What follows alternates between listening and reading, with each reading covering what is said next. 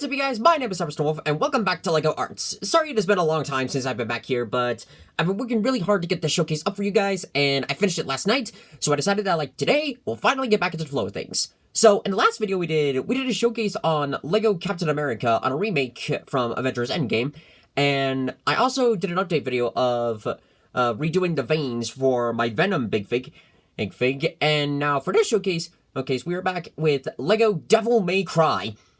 So this time we have Virgil, V, Lady, Trish, Nico, and Kyrie. All of these guys that I've been working really hard to do. And as you can see, I also have Rebellion, as well as Devil Sword Sparta.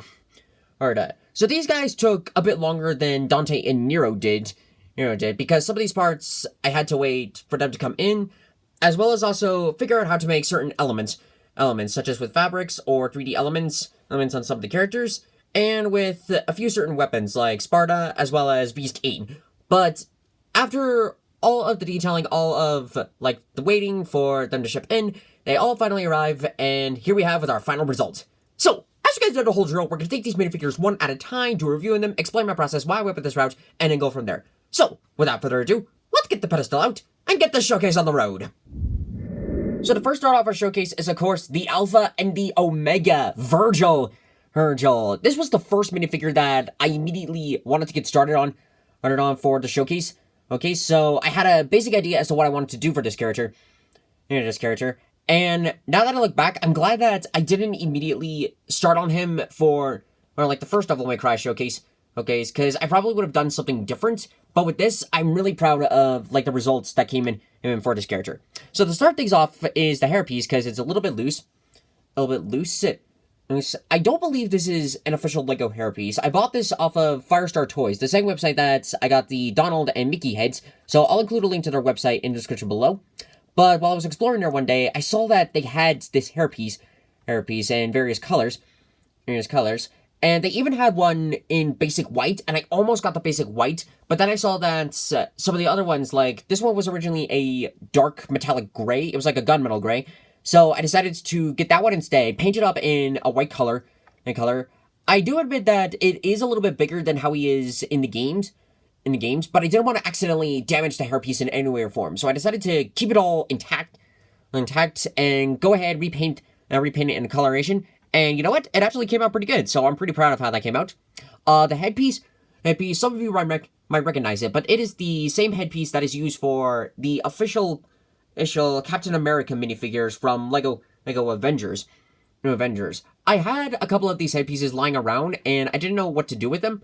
I almost thought about using one of them for the Endgame Cap, but I'm proud of the decal that I used for Endgame Cap, so I didn't want to use it for those.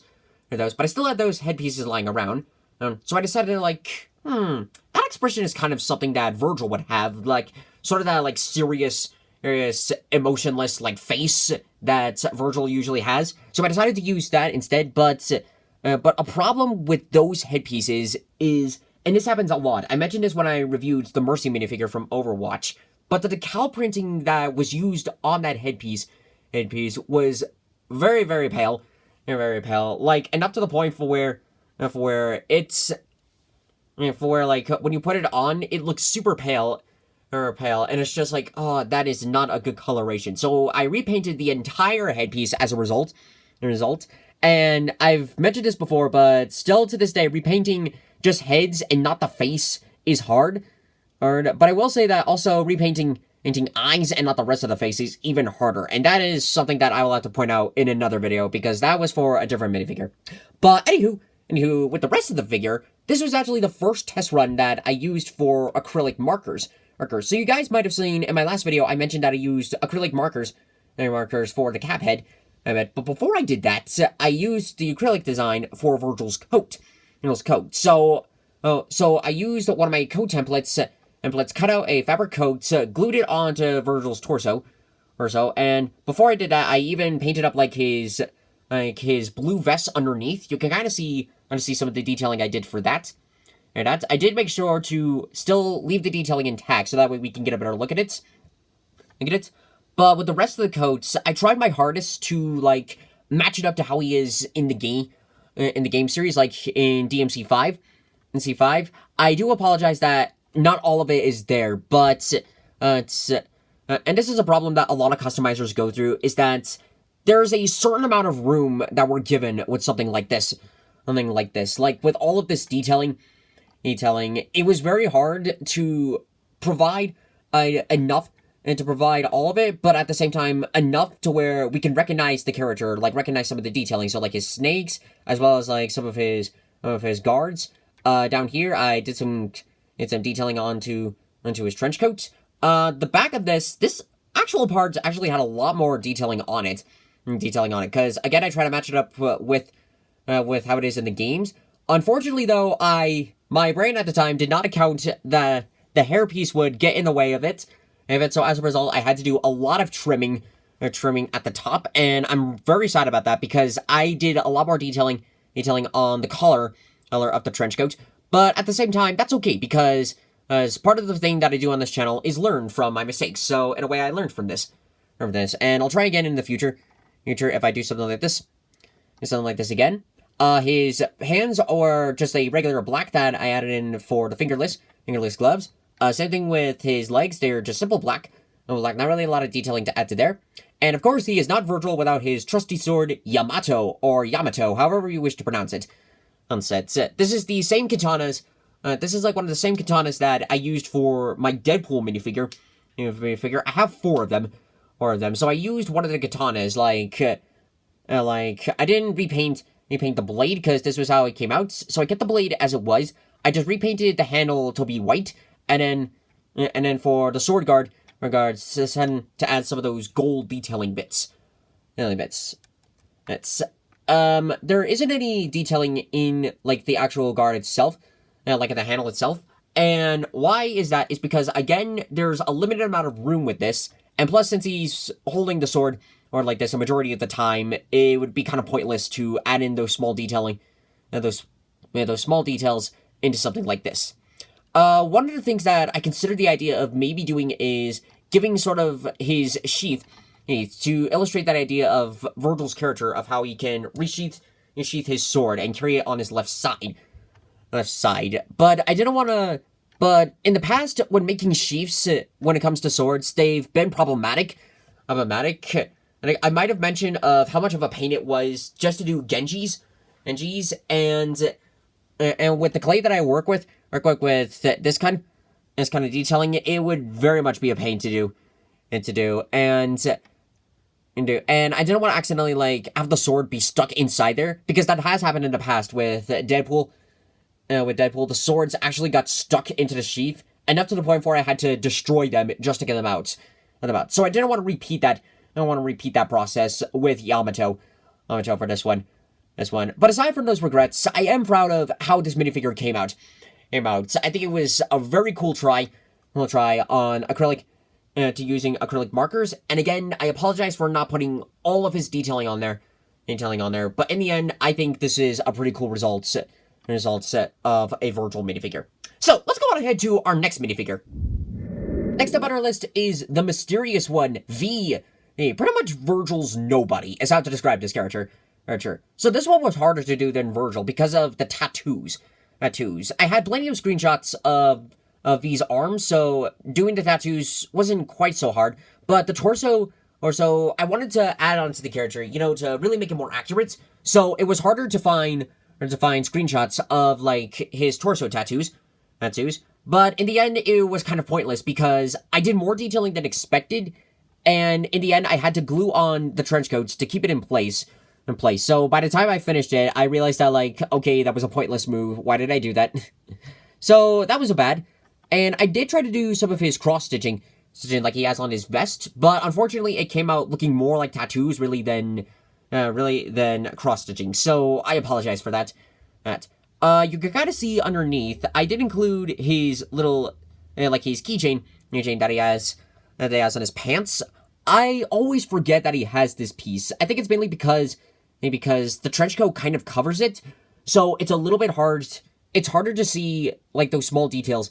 And I did not realize that until I went back and played DMC5, and I saw it again, and it's just like, oh wait, he has that small detailing. I gotta go back and fix that. So I went ahead and did that. The arms, I know there's not as many tattoos as he does have in the game. And the main reason was because since I was working, well, two reasons. One, and the tattoos were a lot more closer to each other in the game, according to the game picks. And as a result, since I was working with a marker, I didn't want to accidentally, like, have the tattoos be way closer together than they should be, because I didn't want to end up turning this whole arm into a black color to basically make it a sleeve. So I didn't want to risk that happening. You could see on the back, well, you could kind of see, hang on, can we readjust this for a second? Here we go. You can see I did some detailing on the back here with a dark gray marker. I was originally just going to leave this whole, like the whole trench coat, like no detailing at all. But I decided that, like, you know what, since the other DMC characters have detailing on their outfits, I think it would only seem fair if we give him a little detailing. So I added in his cross-stitching on the sides, and then on his back, and I think this came out pretty good. It's not my best trench coat, but it's not the worst one I've made. His feet, I've had to double check a few times, and they are sandals, so I painted on with the regular tan color, and then went back with the marker, and then did some detailing for his sandals, and again, it doesn't have all the straps, but again, a limited amount of room for minifigs, so it does give out the general idea that he does wear sandals. So I am proud of that. I also did some detailing on, like, his hands, because it turns out the tattoos continue on to his fingers, so I added in that. I also added in his black fingerless glove. I'm not sure why he only has one. His hairpiece I bought off of Firestar Toys as well. This is the same hairpiece that was used for Cole from the Lego Ninjago movie. I thought this was a good hairpiece when I saw it, because as it kind of matches up to sort of V's shagginess, and it's that he has sort of like that emo shaggy kind of hairstyle he has. And so I decided to give him this one. Another alternative that I think could work if was giving him like sort of that Luke Skywalker hairpiece, or the same hairpiece that I used to make the first Riku from Kingdom Hearts. That could kind of work as well, but I think this one matches up much closer to how V is in the games. And his headpiece, I'm not sure if this was a knockoff from the Captain America Civil War. I just know that this was on a knockoff Hawkeye minifigure that I got like around the same time that I got the Captain America helmet. I decided to use this headpiece because I think it matches up with V's expressions very well. I then took the marker and then drew on the eyebrows to make them black. I did have to redo this a couple of times because sometimes they would come out too big, so I'd have to cut them off and then redo them. But in the end, I think this came out pretty good. It matches up very well with V. And of course, he's not V without his trusty cane. I kept jumping back and forth of what to do with the cane. Like, do I make it all out of clay? Do I make it part clay? How should I do this? So I finally decided to instead, like, take a regular handle piece that I usually use for, like, swords and everything, and then add in clay on the top to sort of give that curve, that little curve that he has, and then add in the pointed blade parts that he has at the bottom of the cane. I did almost toy with the idea of having him hold the cane from here, so that way it shows out that expression of, like, he's walking and everything needing the cane there. But then I've also noticed that he generally holds the cane like this. So that was actually beneficial for me because in the end I didn't have to create some sort of weird curved handle piece thing that he'd be carrying. So in the end, this actually came out as a win. I didn't do V's Demons because I was mainly focused on doing the actual minifigures themselves. If you guys want me to, I can go back and do some of V's Demons, but for now, this came out as the final results for V. And I also didn't do his book because I'm limited in those pieces as well. So I'm gonna use those for like a rainy day. But all in all, aside from the flaws, I think this came out as a pretty cool V minifigure. It's not my favorites, but in the end, this actually came out pretty good. So let's go ahead and move on to our next minifigure. Next up on our list is the Bewitched Devil Trish, a classic DMC character. This one is mostly decal base, and a little bit of hand painting as well. But for the decals, I used the same decals that I usually use for when making female minifigures as the template. I then added in like her corset, set, and there's more on the back, but we can't really see it back here, unfortunately. Really, but back here, it's mainly just plain black, so I'm not too concerned about that. But for on the front, this white detailing was hand-painted, which I kind of regret doing. Because it came out a little bit weird. But I did do the cross-stitching that she has here, like, on the games. I decided to do that because I knew that drawing all of that detailing would be really, really very much of a pain. So I didn't want to risk messing this up. So I kept this all as it was and just did it digital-wise. On the front, I was almost going to go with, like, this... I think it was the same headpiece that I used for Batwoman because it had sort of that sort of serious kind of expression that Trish usually has in the games. But the way how the face printing came out, it was a lot bigger than expected. So I didn't want to make that look a little bit weird. So I decided to go ahead with the decals. And I will admit, the eyes did come out a little weird because I don't know why I did it, but my printer had a habit that making some of the decals that I had making the ink turn a little bit more gray, so I had to hand draw the eyes in. That's why they look a little bit weird, with the call, with like her collar, that one didn't fully come out correctly, and I did not realize that until I had just finished the minifigure, and I was like, I knew there was a gold piece on the collar, but in the end, I saw that it was actually a small lightning bolt, and I realized that, like, oh, I'm not going to be able to do that much detailing, because the gold has a problem. Like, this gold marker that I have, it has a problem, because even just a simple dot, it brings out a little too much paint than I need, and that became evident, because because of how this came out, it was just like, this is going to mess me up so much. So much. So doing detailing on the necks of minifigure heads is very, very much of a pain. I don't really do it a lot, and this is the reason why. So, I apologize for how that came out. Down here, and here, like, there's more detailing on her legs as well, but I will admit that I kind of wish that I had gone with, like, a decal, but at the same time, I knew that if I did stuff up here, it'd probably get damaged if I did some articulation in the legs, because that has happened in the past, for where I've done minifigures that have more leg designs, but then they get ruined if I move them too much. So, I wanted to avoid that for DMC, and just keep it all like, do as much hand painting work as I could. On her left arm, she's got like her wrist, this bracelet. It's like there is supposed to be, like, belt buckles in the back, but again, with that gold, well, they all would have come out as gold dots instead. So I didn't want to mess it up any more than it already was. And then the hairpiece, this hairpiece in particular, I've had problems with in the past.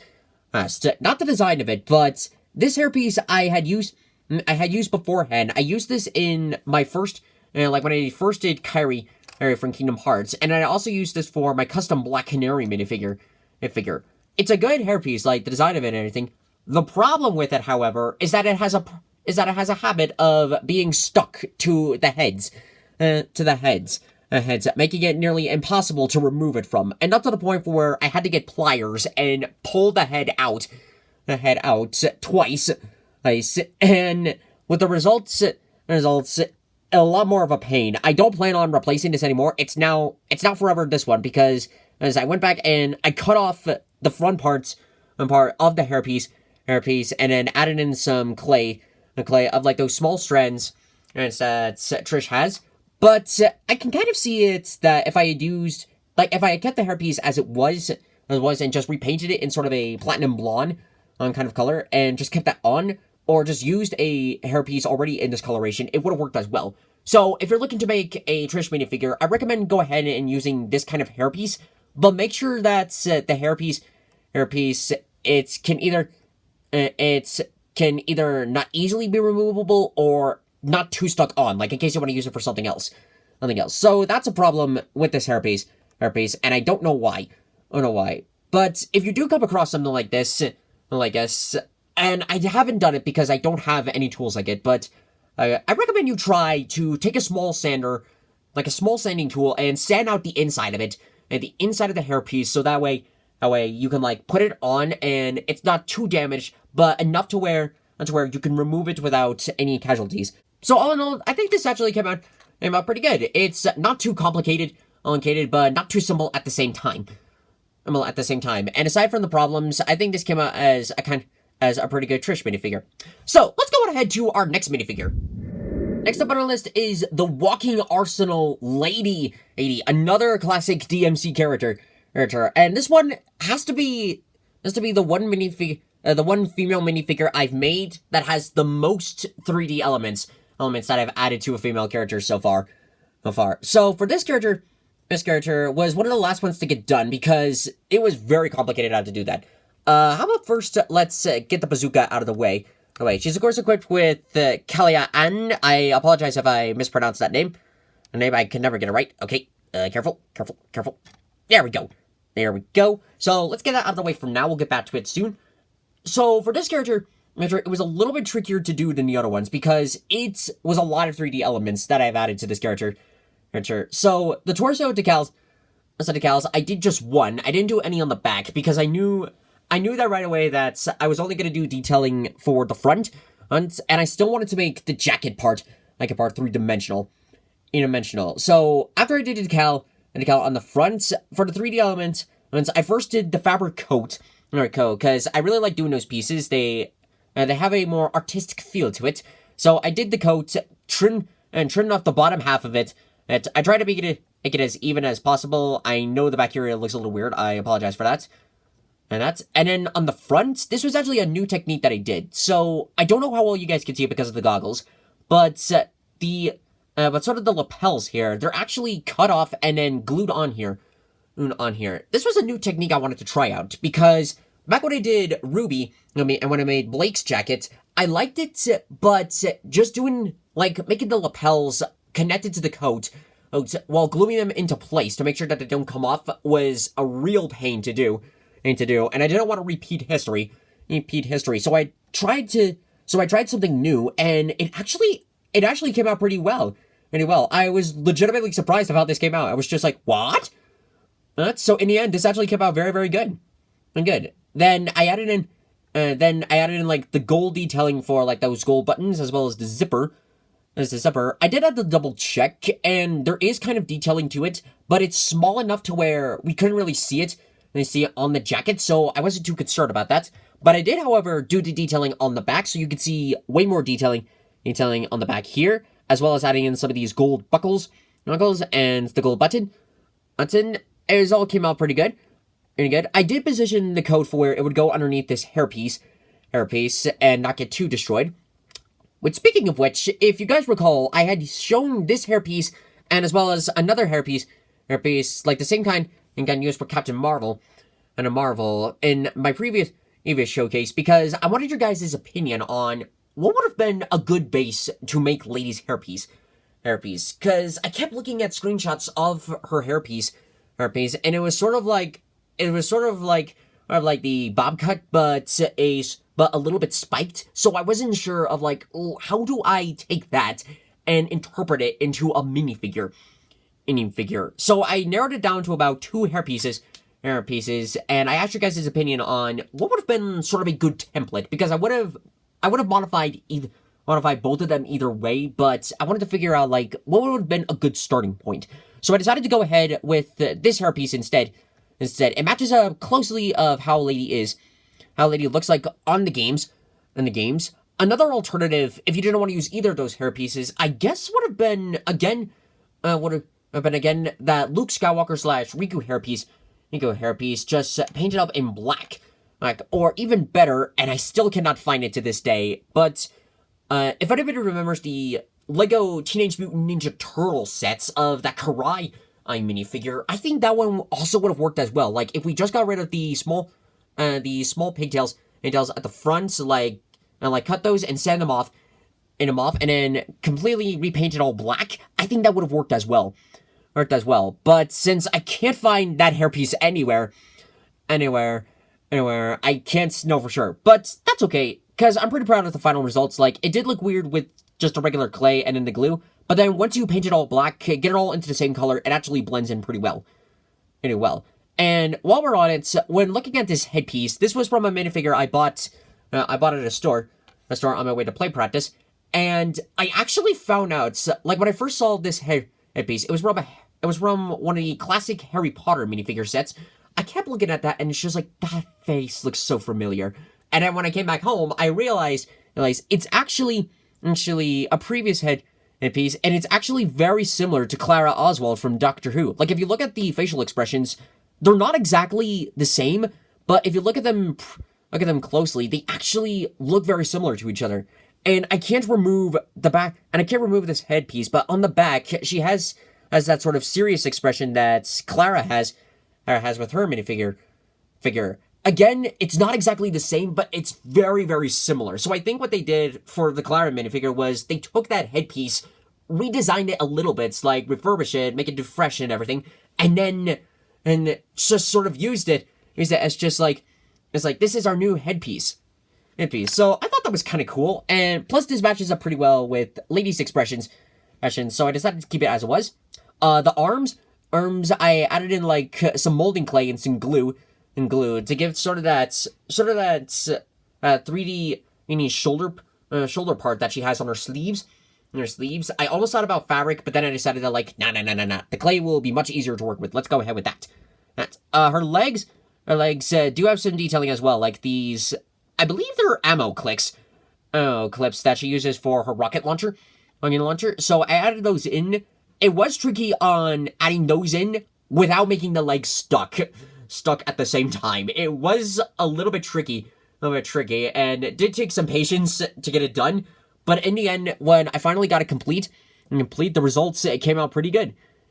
And since there wasn't a whole lot of detailing on the rest of her boots, I just went back, added in some tan skin paint around the legs to match it up to how she is in the game, and the results came out good.